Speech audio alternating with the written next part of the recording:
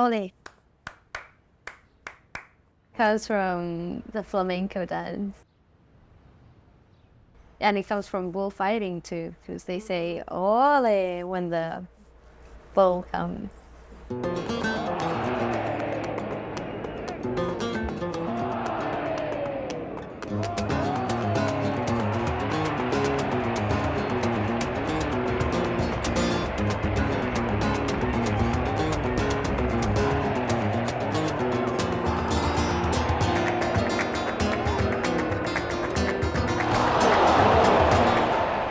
You have like 5 or 6 hours in a club, and you can meet a lot of people. In one night, you can have 3 or more dates. Parents get together and they either decide who you're going to marry or they set you up on dates. And then it's called chastagari, which means the man comes to the woman's house and he sits down with her parents. And they have like tea and cakes and fruits. The girl has to peel cucumbers for him, making sure not to peel too much skin. So like if she peels too much skin from the cucumber, then she's a spendthrift. Everything's judged by like that meeting.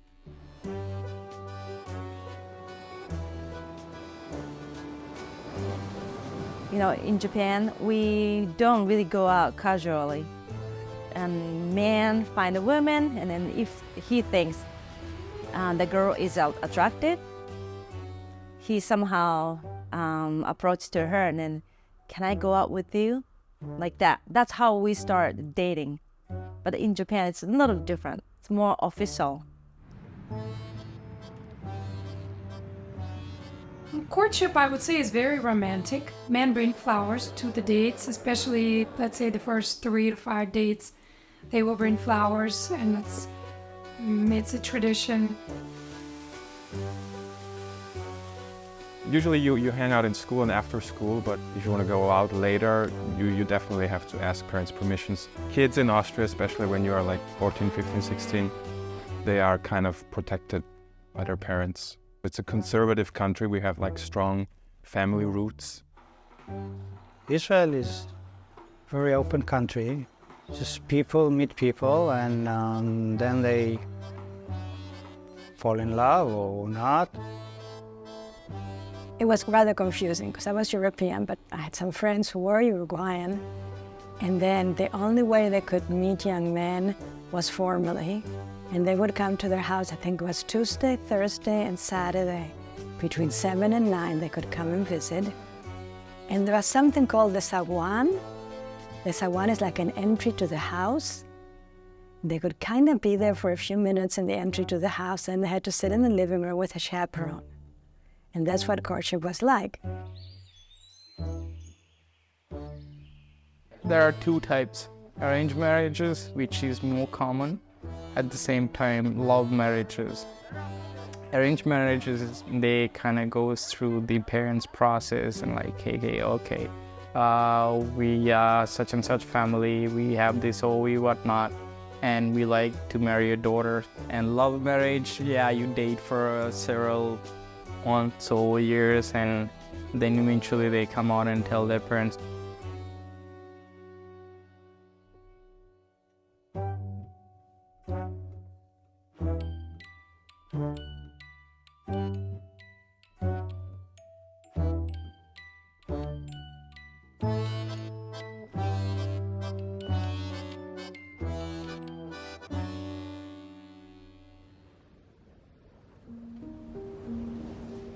About courting, we're pretty liberal-minded, I would say, as a society. In my personal experience, I think that Italy's courtship sort of style, or whatever you want to call it, it's quite good. It's very direct, it's very easy to meet people. It's not strange to be approached by somebody in a bar, in a nightclub, start a conversation and get along and move on. There was no such thing as a boyfriend-girlfriend kind of a courtship. That you actually had to be engaged and then your courtship, quote-unquote, began. The whole boyfriend-girlfriend thing kind of does happen a little bit more now than in the past. But there's almost an expectation that, you know, if you are a boyfriend or girlfriend, then eventually that should lead to engagement or marriage. When people meet in Austria, it's on a much more intimate and deeper level. That's why the relationship status comes in quicker than in other countries. When you meet somebody in Austria, you really want to get to know him, and people usually are real and pretty authentic. I don't think there's anything like official that we go, hang on, okay, we're officially boyfriend, girlfriend. It's just something that kind of happens. Our women are like straightforward. She'll be like, if we're sleeping together and we didn't start this relationship with you saying, hey, I'm married, or hey, I have a girlfriend, you better believe we're together. In South Africa, if you're gonna kiss somebody, you serious and you wanna see how far this can go, and you're going for a relationship, you know. I don't think there is a relationship as its own entity, which is actually what allows you to speak about the relationship and have that talk about the relationship. No, you're just in it in Italy.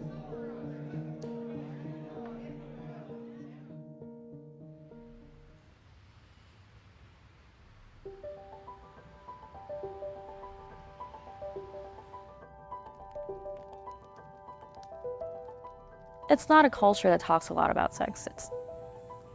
Growing up, it's not an open culture. I mean, I remember having my first period, and it was this big hush up thing in school you're not supposed to talk about. In South Africa, it's you meet someone and you kind of hammer it out. There never really has been do's and don'ts. Nobody really ever spoke to anybody. People don't speak about it. I have never been told. Also, that only you'll see kind of, which is not a bad thing, I think. It's, you'll experience and you'll see. We had a special 1 week camp with a priest.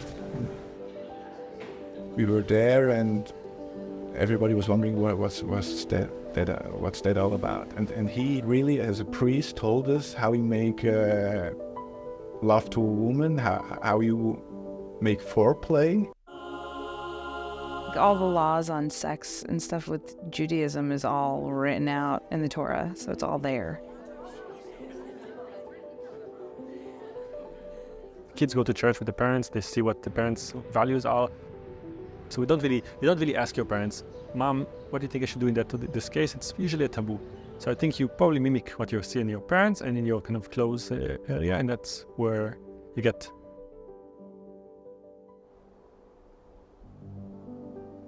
Sex is not looked as a shameful act in Italy. I think that's another oddity for a Catholic country.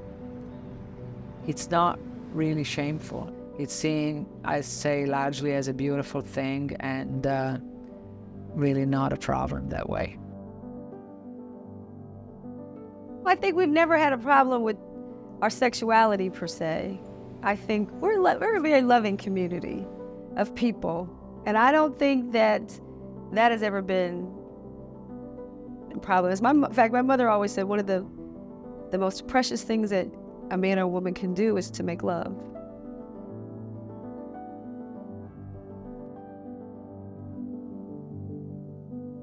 Maybe in the beginning of the relationship, they might do it like every day.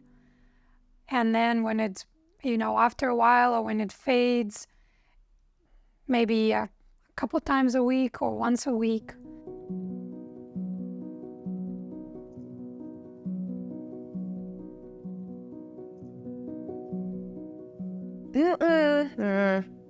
I don't know, because that first boyfriend, we probably did it 24 times in one day. I always have that to compare to, and so that was my ideal, and I've never really been able to find a guy since that can keep up with that kind of pace, and yet that's what I want. I want that back. I don't want this like snail pace once a week bullshit. It's kind of creepy to me if you're romantic and whatnot. throughout the whole day and for the rest of your life. Once they stopped having children, the men just went off with younger women and there probably wouldn't be much.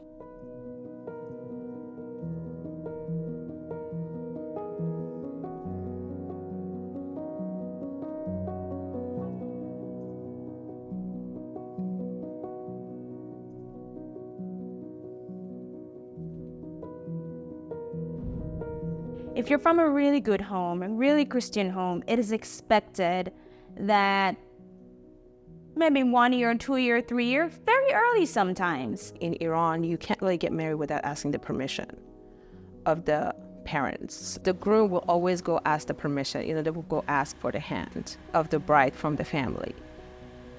Almost like a business merger in a way. Usually people will date for about a year, maybe 2. There's a lot of actually shotgun weddings, when a woman gets pregnant and then they have to get married. In India, the family is a really big part of the relationship. So, even after a girl and a guy get married, generally the girl will move into the guy's home where he lives with his mom and his dad. Marriage with Judaism, like the woman has to cover her hair when she gets married, and that is just, it's too hot and itchy. I hate it. It would be the US and Britain, I think it's just a Western culture, television and from what we have seen, movies. We definitely think that Europe. You hear about Ibiza, for an example, like, oh yeah, if you go to Ibiza, everyone is just crazy, like even sharing couples. The Spain and the French, the way they talk and the way they kind of put the words together.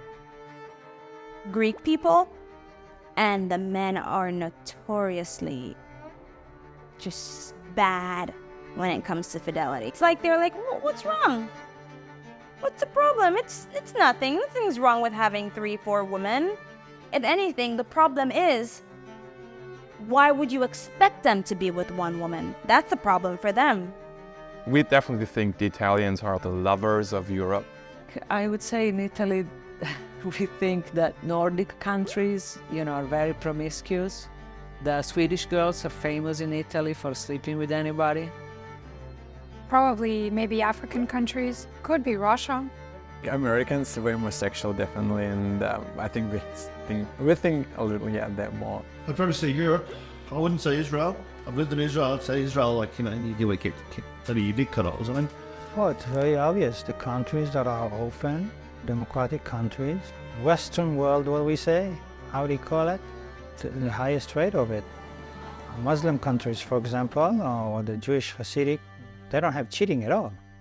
They think everywhere in the world that isn't them, and even within them, like whoever's not as religious, is wrong.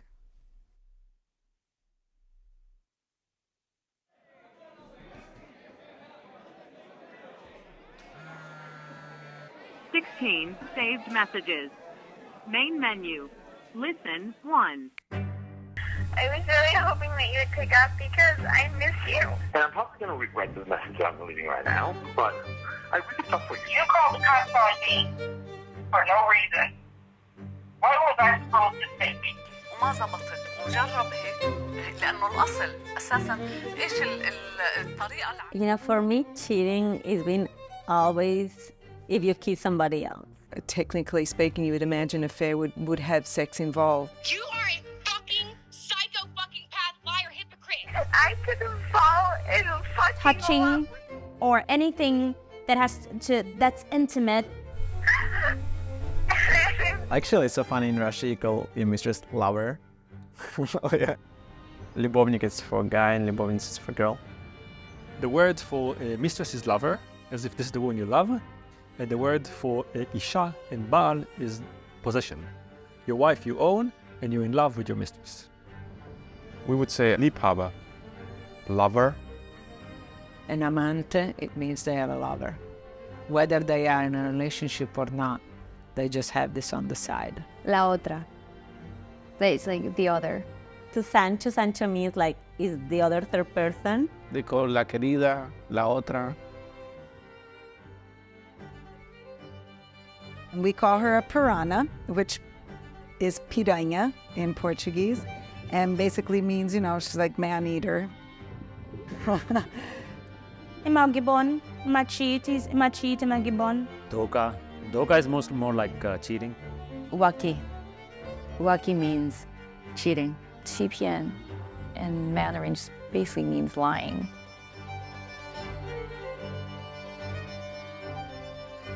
Called having one on the sly. Fremdgehen, which means like literally translated is like go with stranger. A guy who has a wife who cheats on him is called cornuto, which means he has antlers, like a reindeer has antlers. Like you don't know it, but everyone else can see it. It's like on top of your head, it's right there. When the women get angry, they'll call these women sketel. Sketel meaning a dirty woman. Nigolsan means number 2. It's a pilegesh. It's like a mistress, concubine. They use the word concubine a lot. We like to use the word bitch a lot in our community, unfortunately. They have a giant red light district in Bombay. We have a certain towns which are known as sex town. People in Austria, if they want to like have an affair, they either go to a hotel, or the other option is like take the guy or girl to their own house, unless the spouse is there, so that could be a problem. I remember in college there was a hotline for concubines for the really Orthodox Jews, which I thought was crazy, but apparently there were loopholes in the law. According to Jewish law, for 2 weeks out of the month, when the woman has her period, they're not allowed to touch or have sex. So there's another like little law somewhere where a man could go get pleasured by another woman just to take care of that like 2-week period where they can't touch. They're very secretive about it. People don't know what's going on. They had to do it in discreet fashion. I mean, they couldn't bring them to a party. My father became a little bit of an outcast because he did it more openly. If they find out that their husband is having an affair, they will end up accepting it. The other way around will be the same way, even more so. I know a girl who's been a mistress for most of her life. Her friends know it, his friends don't know it. They turn a blind eye.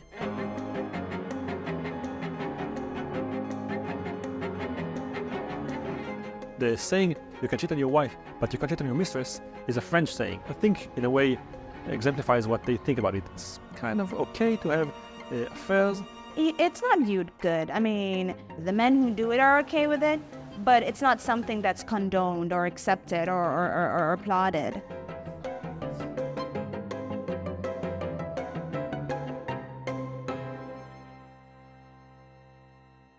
I have a friend presently. When I was just visiting 4 months ago, she said, "Oh, you'll never guess what happened." I said, "What?" She said, "I'm seeing someone, and he's married, and, he's a pastor." Affairs are absolutely taboo. They're not talked about, they're not accepted, they're not acknowledged. Going through a divorce or separation is the biggest failure. It's accepted, and the culture is just not talked about widely. A lot of times, powerful men, rich men, have more than one mistresses. I mean, it's a status thing. Men and women are not equal in Ukraine. They will look at you up and down, praising you like a horse. It's very macho. It's like more of a macho thing to have another one in the side. If you're not going to be boasting about your adultery with, people that'll get you in trouble, but when you're with your boys or something like that, of course. If it was for just men, if he has men friends and they're very close to him, and if they know that he's having an extramarital affair, they might just think that, wow, he has another, relationship. Guys always kind of boast about oh, I slept with so many women. If a woman has too much partners, she's a slut.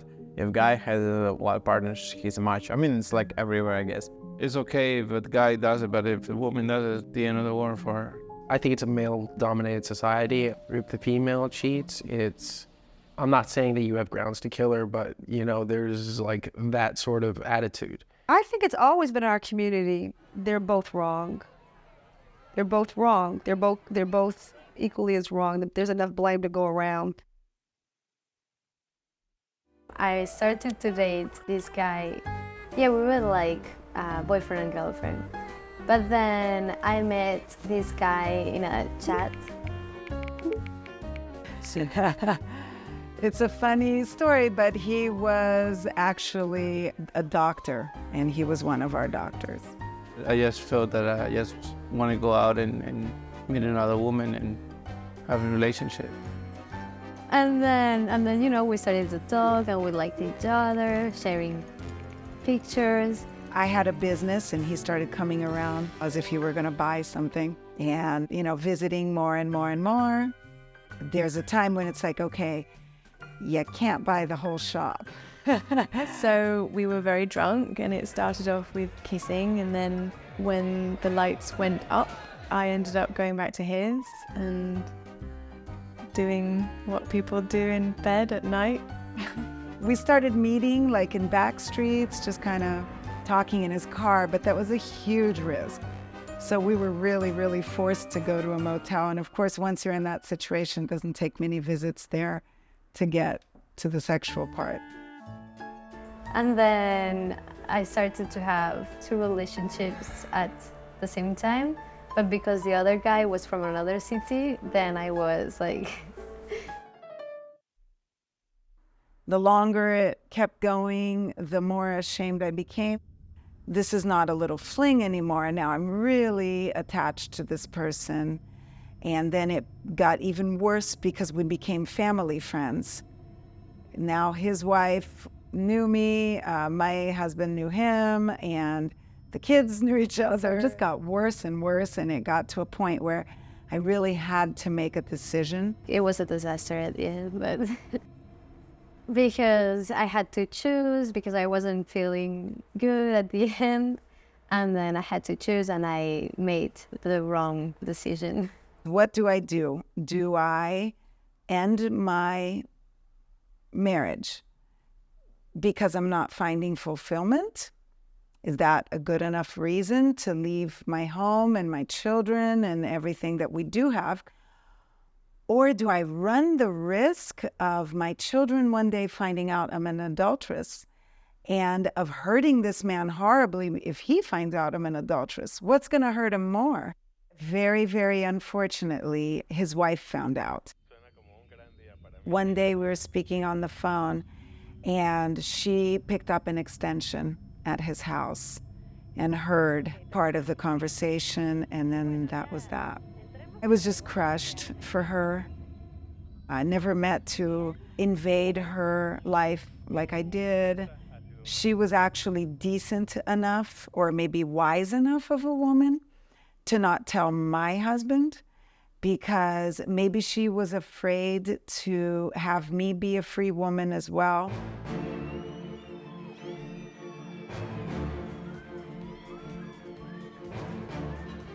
When I was 20 till I was like 27, for about 7 years, I was a stripper in South Africa.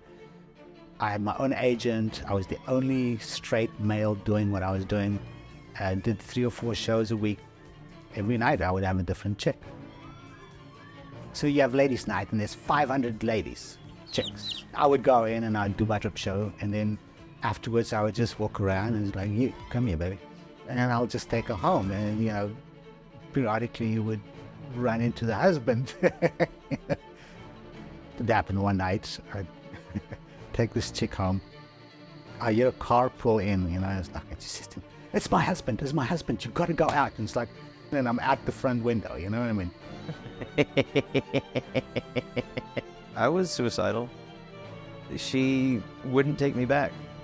I think it cut to my core of, I am worth something. Like, I deserve a second look. I was going to cheat on her, and I could feel it, and it was going to happen, and I was like, you don't want me to cheat on you? I won't, but we can't be together anymore. She's like, listen, do whatever you got to do. Just don't tell me. And I was like, And I suddenly was walking around like, I love my girlfriend. I don't even know why I'd ever cheat on her. This is the most amazing feeling ever. She's so awesome. Why would I don't need anything else. This is great. Next night she calls me. You know, I deserve someone who's gonna stay true to me. If you're gonna be with me, then don't ever cheat on me. Next night, I'm like looking around like, who wants to do this? I would cheat out of spite, though.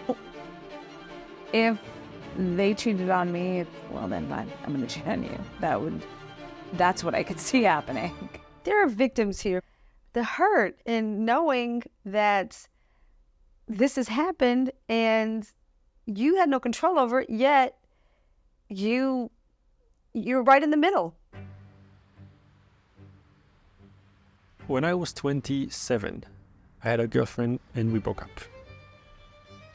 Soon after, met her next boyfriend, soon to be her husband, and started a new life. And within 3 months, I saw my life becoming someone else's. And I was devastated. And I looked at the globe and I said, I've got to be somewhere else. And I rotated the globe and I chose the other side of the world. And I said, I'm going there. And on the flight, next to me was this beautiful girl. And we started chatting over the flight. The 10 hours in Zurich together, we fell in love. The affair started right away.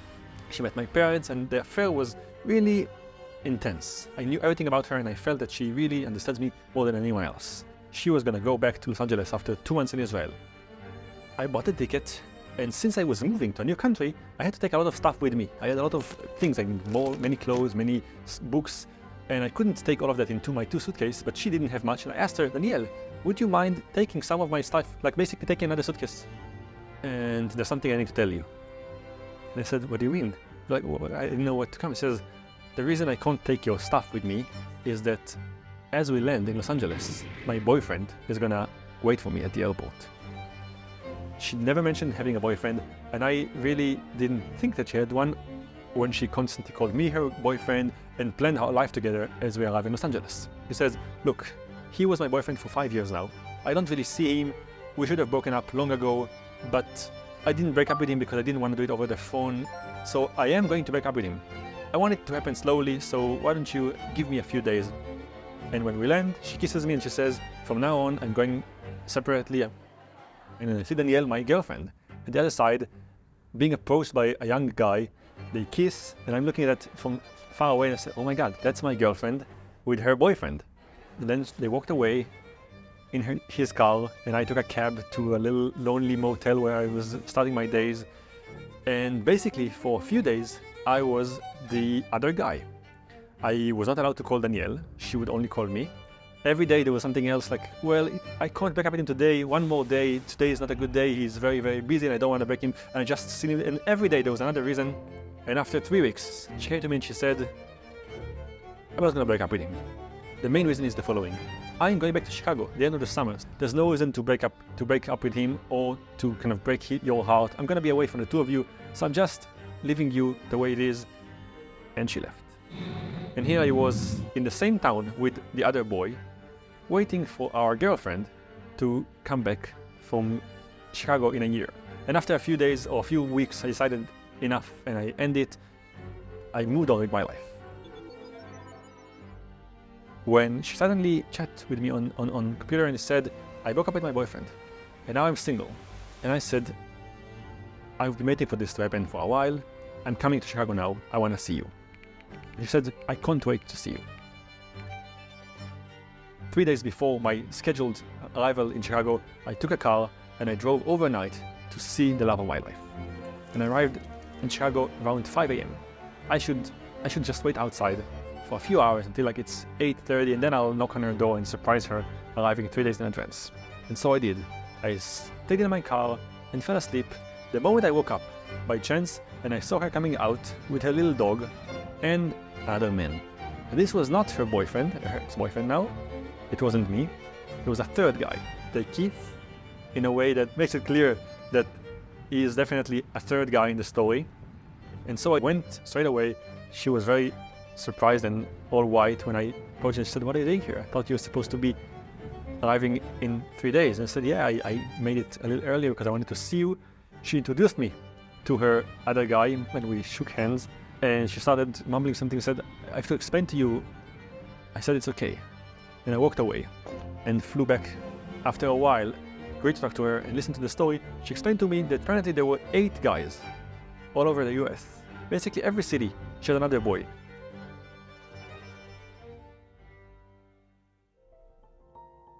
I think everybody has been disappointed in somebody that they had faith in at one point or another.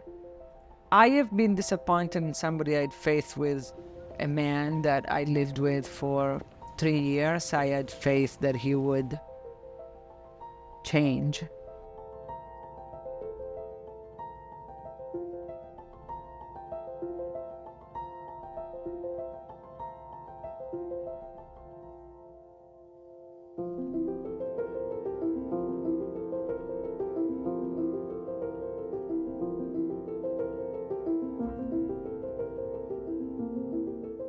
I married when I was 31. I thought he will be my, only the partner for my life. He doesn't want to go out. So I was going out myself. And then quite often I came home really late, very often. And he thought I was cheating on him. So, he started sleeping on the couch by himself. Well, we're not sleeping together, and then you don't want to have a family. So what's the point? What are we doing here? We should be just friends. So we divorced. Are you friends with him now? No, he doesn't want to talk to me. I don't know where he lives. I did lose faith in my husband, who was the preacher's kid, in terms of his ability to care for us as a family in the way that he should have cared for us. At that point, believed I had to separate myself from him, which meant my children were separated from him.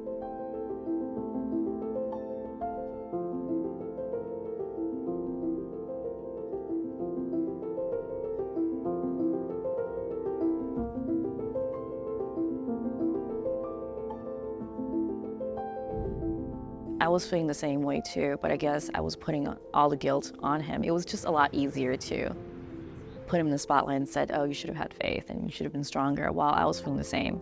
I used to have a lot of faith on other people, and then I started looking at it a different way, like how much does that really work?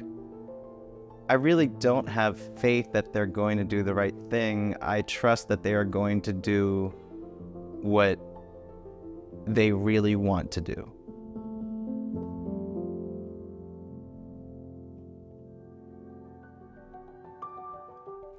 In Mexico, there are not punishment for adulteries.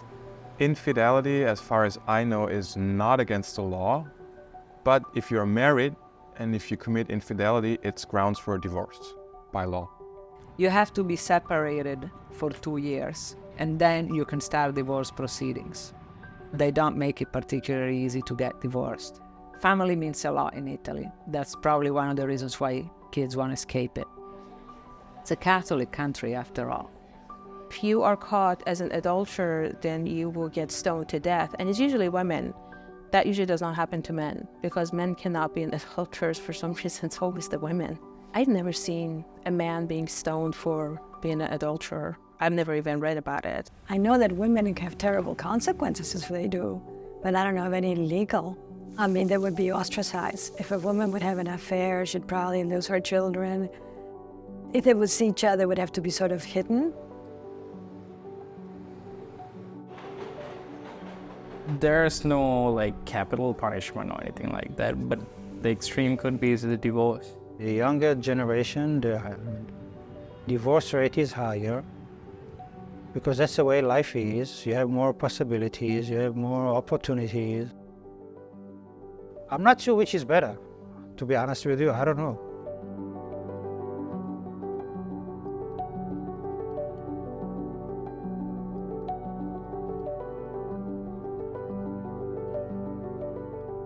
If a father is unfaithful and the son witnesses that unfaithfulness, I think it definitely gets passed on. People are brought up with a certain mentality, certain values. They see how their fathers behave or mothers. I was born to a single mother as a consequence of an adulterous affair that she had had. It had an impact on me emotionally, because I didn't have a relationship with my father because he went back to his wife and they remained together, and she did not want me to be involved in her family unit. My father, when I was young, he went on many business trips. And my son got to meet some of my father's friends. And they bragged to my son that my father, when he came, went with all these women. My father had a woman, but my mother didn't know about it. And then finally she figured out, and then she hired a detective, but she couldn't divorce because my father said, I don't want to divorce. If you want to leave, just go without any money, nothing, don't take it, nothing, just leave. Of course she couldn't do it, so she just stayed. When I was younger, I had a hard time approaching girls. I was really kind of openly sexual kid and like kissing, and my mom caught me and she's like, oh, what are you doing? You're just a kid, blah, blah, blah. And I felt so bad after that, and I just kind of stopped. Just like build these walls around myself, kind of put these limits on myself. It was rough. It was very rough. I got in trouble a lot for trying to talk about it. I got expelled from school because I talked about it. Italians are not shy. When I first became attracted to men, I was attracted to everything that had nothing to do with Italy. I wanted to just get away from everything and be left alone. I was afraid to talk to guys. I went to a girls' school from a very young age. I was always terrified of girls. Any girl, well, not really any girl, but, just the one that I wanted. I thought that I could easily get the 6s and the 7s, but the 8s and the 9s, were out of my league.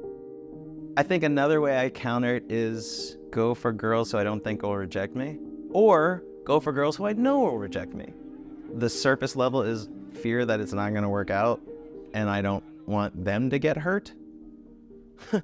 When I meet someone, and as soon as they start talking about a traditional relationship, I'm like, I'm going to horribly disappoint you. One day I said, I think from day one, I never felt that I was attracted to you as much as you are to me. That day she said, we have to break up.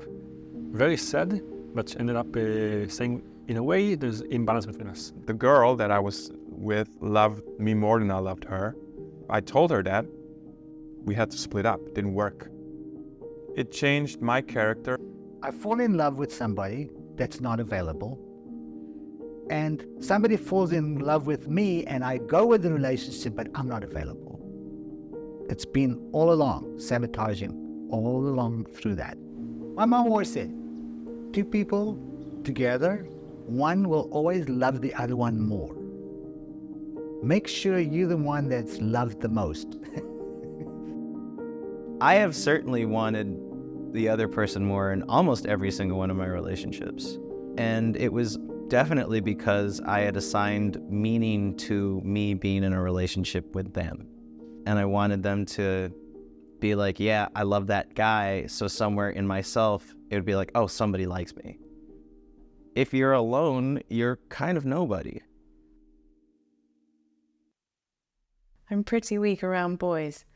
If I'm just starting to go out with someone and maybe you just kind of snuggle up on the sofa or something, I will get very horny and I will have sex with them the first date if I can. My first proper relationship was with this young guy. We were both 18. He was very beautiful and I was probably a little bit obsessed with him, as you would be when, with your first love. This guy went to Amsterdam with a group of his friends and had a really jolly weekend. And when he came back, he called me up on the phone and he said, Amy, I've got something to tell you. I slept with a prostitute. That was it. I couldn't speak to him ever again. I couldn't look at him. I got all the things that he'd ever given me, put them into a box and then sent them to his house. I was truly devastated. I was in a really bad way. And maybe even took me a good year to properly get over it. And I decided to get myself a job. And I responded to an advert in a newspaper for hostess work. it turned out that what they were advertising for was girls who basically would engage in sex. So you were a prostitute. I understood immediately what this was all about. And I even signed myself up for shifts the following week. Turns out I didn't end up doing it and I didn't go. But it was something I kind of had to go through. It was like, because the guy that I loved had been with this woman, I wanted to not be that woman, but I wanted to see or understand more about what it was that could be so attractive or appealing in a woman like that. I had viewed women as, well, that type of woman, like a prostitute or someone, you know, that sells their body, as like a sort of lower person, and yet I was more and more intrigued by it. I almost wanted to imitate it or something. It was a very like strange, twisted period, but that's what I went through. And I think maybe the way I view sex has been really affected by that one experience. Maybe I am a lot more slutty in my behavior.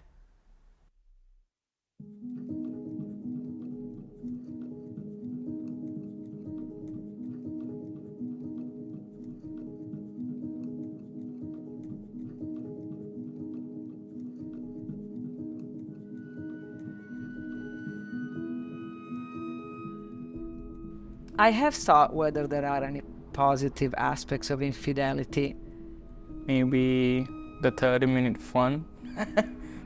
You had something and as you are happy with what you did because it was a good experience. If they get in love each other, that's really a wonderful thing. It was a great thing in that it helped me grow as a person in dealing with problems and adversity and guilt. If there is infidelity, I thought to myself, there is obviously a need to escape. I think some people may be so trapped in their situation that infidelity may be their only way out. It's like creating something really dramatic that allows you to break a pattern and then create change that way.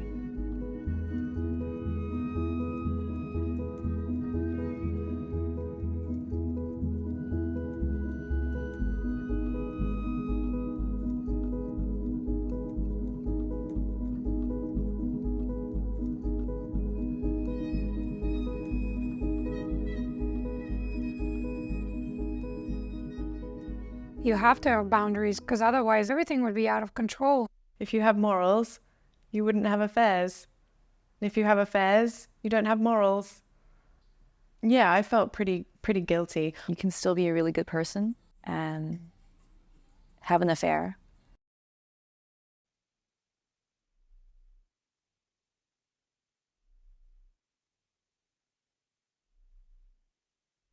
Most people go into affairs because it is immoral. Anytime you do something you're not supposed to do, it's exciting. It just is. Which is why I always look at, why am I not supposed to do something? I believe the word of God, that there's a sanctity to marriage and that you don't go outside of that. You don't violate that. The thing is, I went into the monastery because I was in love with God. And I never thought I would have another relationship other than with God. And it's very interesting because when you're in a situation like that and you remove sexuality, there's a lot more deeper connection and a lot more work can happen. Italy is religious in a very interesting way. They don't seem to follow any Catholic principles. You know, people are into adultery, people are into having premarital sex.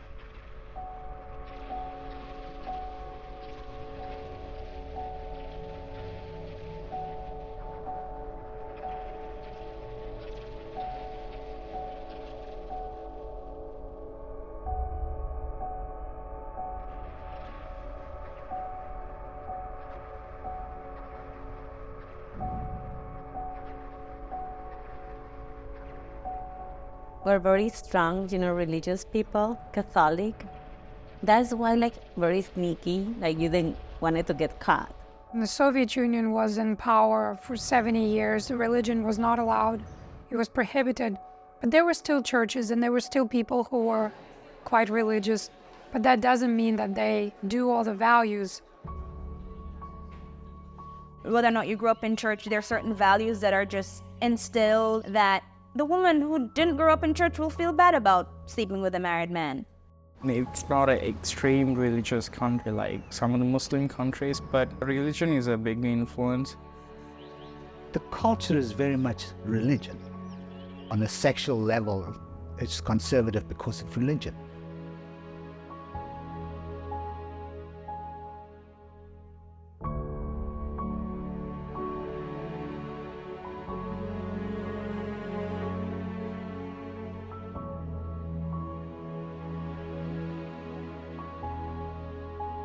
If God is watching us, at least we can do is be entertaining. So I do not agree with entire structure. I say the craziness that we live in is craziness enough for me. It is good to have certain rules that ground you, as long as they are not choking you.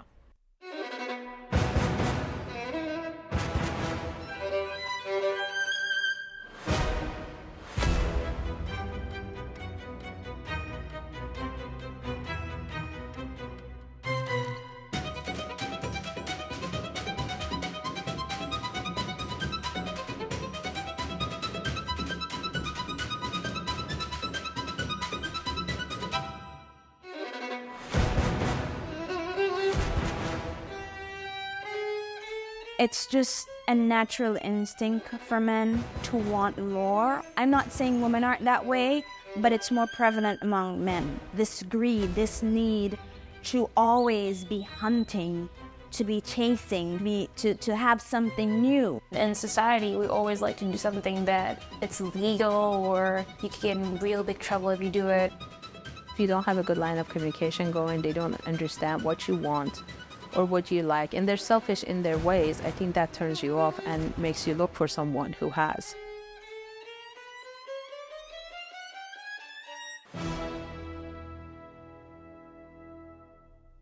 I'm a neuroscientist, working with patients and studying how they behave in conditions like that. A study that I was involved in basically explained how people cheat, why and to what extent. And the studies asked the questions, can we make people cheat in a lab environment? So we can address that and see to what extent people cheat, why do they cheat, what stops them from cheating. And the way it was done first is in the following way. Subjects were invited to the lab, and the lab was a classroom. And they were told you're gonna take a test. The test has 20 questions. And the way it goes is you're gonna have 5 minutes to answer as many questions as you can. It's a very short time for this type of assignments. In the end of the 5 minutes, each of you is gonna come to me, give me his answers sheet. I'm gonna grade your responses, and you're gonna get $10 for each correct response. And people take this test. Usually in 5 minutes, they get about 5 correct answers. They hand their papers, someone rates them, and says, perfect, you got 5 correct answers, here's $50. Some people get only 3, they get $30. Some people get 7, get $70, and so on. That's the control group. Group number 1. Then, leave that aside, comes group number 2. Again, 50 people come to the class, they take the same test, but this time, in the end, they're told something else. They're told, we don't have time to rate all of your exams. So we ask you each to rate his own exam. See how many correct answers you got. Just keep this number, tear the paper apart, shred it and throw it in the garbage. Just come to us and tell us how many correct answers you had, and we're just gonna give you the money. So no one can or will know what you actually got. And suddenly, in this class, the average score is 12, plus minus 2, meaning almost more than double. In this very clean environment, people are cheating. You don't know who, you don't know exactly why, but you know that people cheat when they can.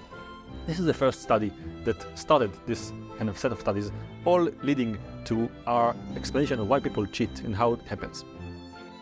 And they cheat by somewhat, but not fully. What do I mean? If you're gonna lie, if I'm asking you to rate yourself and give me a number, why not say you got 20? You can already tell me I got all of them correct and get $200. For some reason, people choose to cheat, but only to some extent. They say they got 12 correct answers, but not all the way. So people apparently have a cap, they have a limit to how much they cheat, which I'm gonna relate in a second to infidelity. Interestingly, if you do the same thing with the 10 Commandments, some people are asked to write them and some people are asked to just tell you how many they remembered. No one cheats. Whether you check, whether you don't, people don't cheat when it's the 10 Commandments.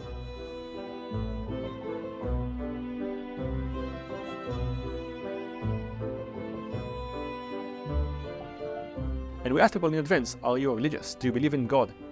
Most of them say no. But when issues of moral are at hand, people don't cheat. And the bottom line is that we find 3 rules that guide people's cheating. So when you're about to cheat on your wife, there's 3 parameters that guide your decision. Parameter number 1, how likely am I to get caught? You have a girlfriend and you want to sleep with her best friend. The first question you ask yourself is, how likely am I to get caught? How easy is it for her to know? The harder it is to catch you, the more likely you are to cheat. That's parameter number 1. Parameter number 2, if I get caught, what is the punishment? How severe is the punishment? I'm cheating on my girlfriend, but if she catches me, she already told me in advance she would never leave me. So this kind of makes it a little more likely. She told me right away that if she ever knows that I'm even talking to her best friend, she's immediately going to leave me, maybe less likely. And the third parameter, I think, is the most interesting. The third parameter is the following. If I do get caught, how much will it change my perception of myself as an honest person? Meaning, no person thinks of themselves as liars, as cheaters, as people that are not doing something wrong. Everyone have their perception of themselves as a person who does everything right. If you go to jail, most prisoners would find an excuse to explain their behavior as if they did something good. Yes, I did steal, but I did it because my family needed bread and I couldn't do anything else. I was really miserable, I was addicted. Everyone has an explanation that somehow maintains his personality as a good person. That is why people don't say I got 20 questions. They always stop in some level. Because everyone has a perception that helps them maintain themselves as an honest person. So we'll say, I really got only 5 questions correct, but I deserve 12. If I were just like I was a little bit tired from last night, that's why I didn't get all the 12, I deserve the 12. I'm really a person of 12 questions. I just somehow in this particular test did 5. I should just tell them what I really am. Yes, I am going to cheat on my wife, but she means nothing to me, this woman. I'm just doing it because I'm bored with relationship right now, and I'm just doing it to actually help the relationship, because then I'm going to come back to my wife and I'm going to feel better about our relationship. It's going to give me some perspective. Everyone has some way to justify to themselves the way they do things. I know it's bad, I know that my wife is going to be unhappy, and maybe I'm hurting my kids, but they won't catch me. If they would, it would be okay, and I'm still okay with that, because it's not really me. Probably we just weren't sexually compatible. It was literally, okay, now we're in bed, now is the time, now I'll roll over and do my routine. And the routine was always exactly the same. And now in hindsight and having had other partners, I think that when you're not comfortable with your sexuality and you're kind of embarrassed and you're kind of reserved with yourself, there's no way you're going to be good in bed. Having an affair is what women are doing to satisfy, I think, a basic desire to be loved, to be held, to feel valued, to feel desired. In my case, no, it wasn't on me, just me that I'm just like to explore things.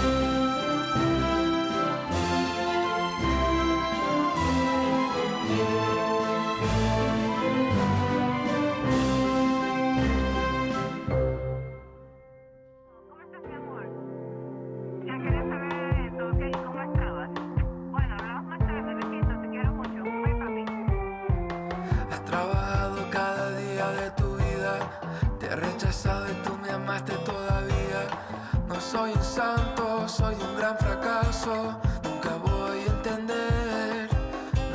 El money viene y el money va. Familia junta, imposible de ganar. No son perfectos, a veces mal ejemplo. Hay que esperar.